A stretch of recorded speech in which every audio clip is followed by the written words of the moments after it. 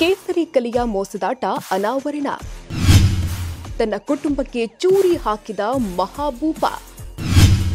ರಾಷ್ಟ್ರೀಯ ನಾಯಕರ ಜೊತೆ ಫೋಸ್, ಉತ್ತರ ಪ್ರದೇಶ ಸಿಎಂ ಜೊತೆ ಫೋಟೋ. ಬೃಹತ್ ಬಂಗಲೆ, ಐಷಾರಾಮಿ ಕಾರುಗಳು. ಎಸ್ ವೀಕ್ಷಕರೇ, ಇವರ ಇಷ್ಟೆಲ್ಲ ಶ್ರೀಮಂತಿಕೆಯ ಗುಟ್ಟೆ ಮೋಸ, ಮಹಾ ಮೋಸ ಅನ್ನೋ ಆರೋಪ ಕೇಳಿ ಬರ್ತಾ ಇದೆ. ಅಸಲಿಗೆ ಈ ಅಗರ್ಭ ಶ್ರೀಮಂತಿಕೆ ಸಾಹೇಬನ ಹೆಸರೇ ಕೆಎನ್ ಚಕ್ರಪಾಣಿ. ಈತ ಬಿಜೆಪಿ ಮುಖಂಡ. ಈತನ ಬಿಂದಾಸ್ ಲೈಫ್ ಹಿಂದಿನ ಅಸಲಿಯತ್ತು ಕೇಳಿದ್ರೆ ನೀವು ಶಾಕ್ ಆಗ್ತೀರಾ. ಹೌದು, ಈತ ಅಂತಿಂತ ಕಿಲಾಡಿಯಲ್ಲ, ಜಗತ್ ಕಿಲಾಡಿ. ನಂಜುಂಡಪ್ಪ ಜಯಮ್ಮ ದಂಪತಿಗೆ 5 ಜನ ಮಕ್ಕಳು. ಶಿವಕುಮಾರ್, ನಂಜೇಶ, ಗಿರಿಜಾ, ಮೈತ್ರೇಶ್ ಮತ್ತು ಚಕ್ರಪಾಣಿ. ಇವರಲ್ಲಿ ಚಕ್ರಪಾಣಿ ಕೊನೆಯ ಮಗ. ಕೆಎನ್ ಚಕ್ರಪಾಣಿ ಮೊದಲು ಜೆಡಿಎಸ್ನಲ್ಲಿ ಗುರುತಿಸಿಕೊಂಡಿದ್ದ. ಕೆಲಕಾಲ ಕಾಂಗ್ರೆಸ್ನಲ್ಲಿಯೂ ಇದ್ದ ಈತ ಕೇಸರಿ ಪಡೆಯ ಕಮಲ ಪಾಳೆಯದಲ್ಲಿ ಇದೀಗ ಗುರುತಿಸಿಕೊಂಡಿದ್ದಾನೆ ಎನ್ನಲಾಗ್ತಾ ಇದೆ. ಮೊದಮೊದಲು ಈತ ಸಾರ್ವಜನಿಕರ ಸ್ಥಳಗಳಲ್ಲಿ ಹಲವಾರು ಜಮೀನುಗಳನ್ನ ದೋಖಾ ಮಾಡಿದ್ದಾನಂತೆ. ಇದರ ಜೊತೆಗೆ ಹಣ ವಸೂಲಿ ಮಾಡೋದು, ಬಿಬಿಎಂಪಿ ಅಧಿಕಾರಿಗಳ ಜೊತೆ ಶಾಮೀಲಾಗಿ ಮನೆ ಕಟ್ಟುವಾಗ ಧಮ್ಕಿ ಹಾಕುವುದು, ಲಿಟಿಗೇಷನ್ ಸೈಟ್ಗಳನ್ನ ಖರೀದಿ ಸೇರಿದಂತೆ ಹಲವಾರು ದಂಧೆಗಳನ್ನ ಮಾಡ್ತಾ ಇದ್ದ ಅನ್ನೋ ಆರೋಪ ಕೂಡ ಇದೇ ಚಕ್ರಪಾಣಿ ಮೇಲೆ ಇದೆ. ಚಕ್ರಪಾಣಿ ಯಾವ ವಿಚಾರಕ್ಕೆ ಬಂದು ನಿಮ್ಮ ಮೇಲೆ ಹಲ್ಲೆ ಮಾಡ್ದ, ಯಾವೆಲ್ಲ ಡಿಮ್ಯಾಂಡ್ ಇಟ್ಟಿದ್ದಾರೆ, ಜೊತೆಗೆ ಬೆದರಿಕೆ ಯಾವ ಕಾರಣಕ್ಕೆ ಹಾಕ್ತಿದ್ದಾರೆ ಅನ್ನುವಂಥದ್ದು. ಇದು ದೌರ್ಜನ್ಯ ಅಷ್ಟೇ.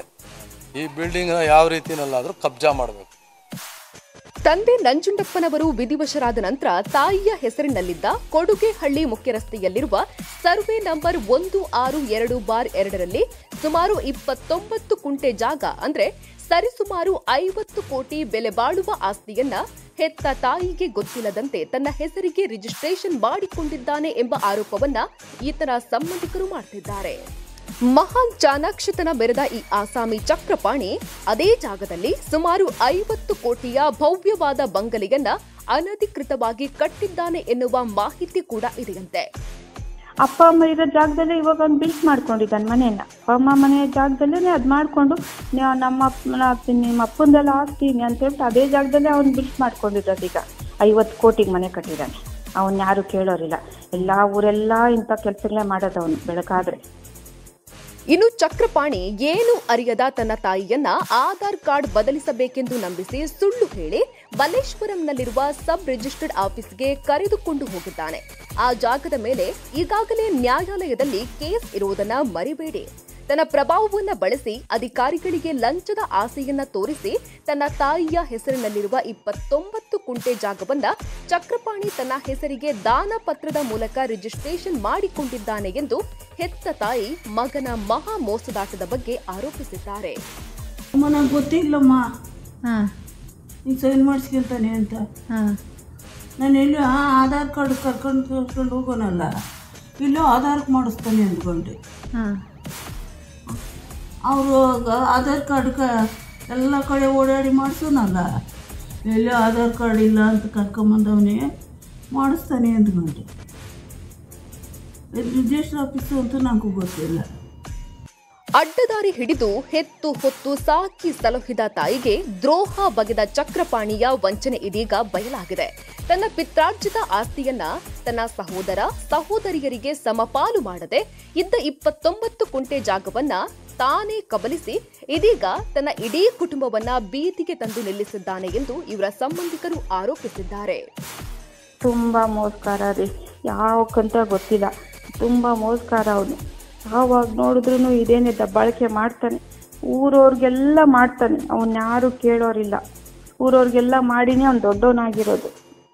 ಇನ್ನೇನು 5 ರೂಪಾಯಿ ಅವ್ನು ದುಡಿಲಿಲ್ಲ, ಸೋಷಿಯಲ್ ಸರ್ವಿಸ್ ಮಾಡ್ತೀನಿ, ಸಮಾಜ ಸೇವೆ ಮಾಡ್ತೀನಿ ಅಂತ ವೇಷ ಹಾಕೊಂಡು ಓಡಾಡೋದು. ಒಳಗಡೆ ಇಂಥವೆಲ್ಲ ಮಾಡ್ತಾನೆ ರೀ. ಯಾರನ್ನ ಬಿಲ್ಡಿಂಗ್ ಕಟ್ತಾ ಇದ್ರೆ ಅವ್ರ ಹತ್ರ ಹೋಗೋದು, ಅದು ಇದು ಹಂಗ್ ಮಾಡ್ರಿ ಅಂತ ಕಾರ್ಪೊರೇಷನ್ ಇದೆಲ್ಲ ಕಿತ್ಕೊಳ್ಳೋದು ಎಲ್ಲ ಮಾಡ್ತಾನಂತೆ ಅವನು.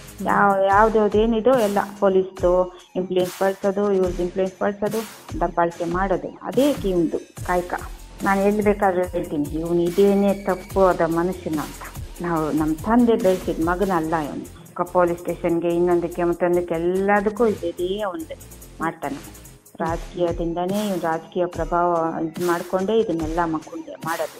ರಾಜಕೀಯ ಪ್ರಭಾವ, ಪೊಲೀಸ್ದು, ಕಾಪ್ಸ್ ಎಲ್ಲ ಇನ್ಫ್ಲೂಯೆನ್ಸು ಎಲ್ಲ ಇವನು ಬಳಸ್ಕೊಳ್ತಾನೆ.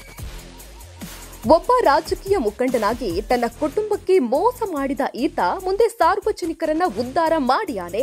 ಸಮಾಜಕ್ಕೆ ಯಾವ ರೀತಿ ಸೇವೆ ಮಾಡ್ತಾನೆ ಎಂದು ಕುಟುಂಬಸ್ಥರು ಆರೋಪಿಸಿದ್ದಾರೆ. ಈತ ಎಸಗಿರುವ ಅನ್ಯಾಯಕ್ಕೆ ಶಿಕ್ಷೆಯಾಗಲೇಬೇಕು, ನಮಗೆ ನ್ಯಾಯ ಸಿಗಬೇಕು ಎಂದು ಮನೆ ಮಂದಿ ನೋವನ್ನ ತೋಡಿಕೊಂಡಿದ್ದಾರೆ. ಚಕ್ರಪಾಣಿಯ ನಾಲಾಯಕ್ ನವರಂಗಿ ಆಟಕ್ಕೆ ಸಂಬಂಧಿಸಿದ ಅಧಿಕಾರಿಗಳು ಬ್ರೇಕ್ ಹಾಕಬೇಕಾಗಿದೆ. ಬಡಪಾಯಿಗಳಿಗೆ ನ್ಯಾಯ ಸಿಗಬೇಕಾಗಿದೆ.